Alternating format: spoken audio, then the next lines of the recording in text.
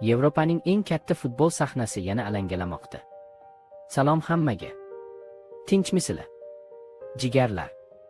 Videoroliklarimizdagi kamchiliklar uchun oldindan uzr so'raymiz. Davay boshladik. 8-aprel oqshomida bizni dahshatli o'yin kutib turibdi. Nemis mashinasi Bavariya.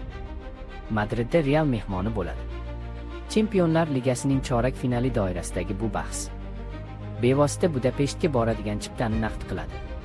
Klublar orasidagi oxirgi 10 o'yinning 6tasida Real Madrid, 2tasida Bavariya va 2ta durang qayd etilgan. Bu qarama-qarshilikda jamoalar maksimal natija uchun maydonga tushadi.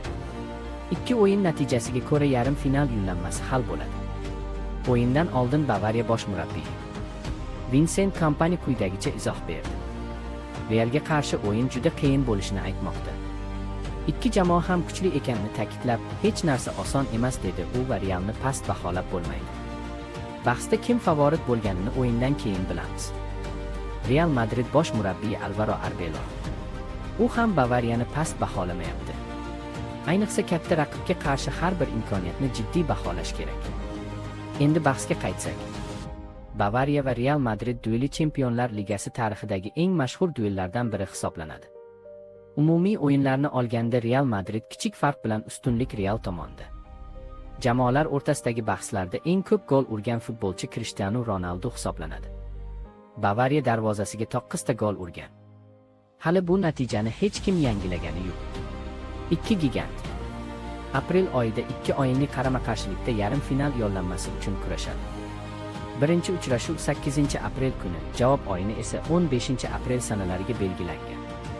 O'yinlar Toshkent vaqti bilan tungi 23:55 da start oladi.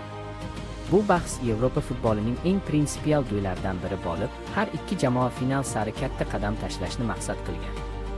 Xullas bizni tomoshabob uchrashuv kutmoqda. Siz qaysi klubga muxlislik qilasiz? Kommentda omad tilab qo'ying. Real bu tuzukdan o'ta oladimi? Nemis mashinasi yo'lini davom ettirishni istaydi.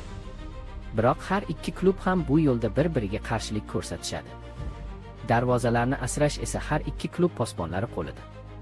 Himoyachilar jiddiy qarshilik qilishadi. Hujumdagilar esa shiddatni yanada oshirib berishadi degan umiddamiz. Qiziqarli futbol bo'ladi degan umiddamiz. Mbappe, Vene yoki Keyn, balki Olise gol urar, biz zavq bilan tomosha qiladigan o'yin bo'ladi degan umiddamiz. Xullas, Yashil maydon kanali siz bilan bo'ldi.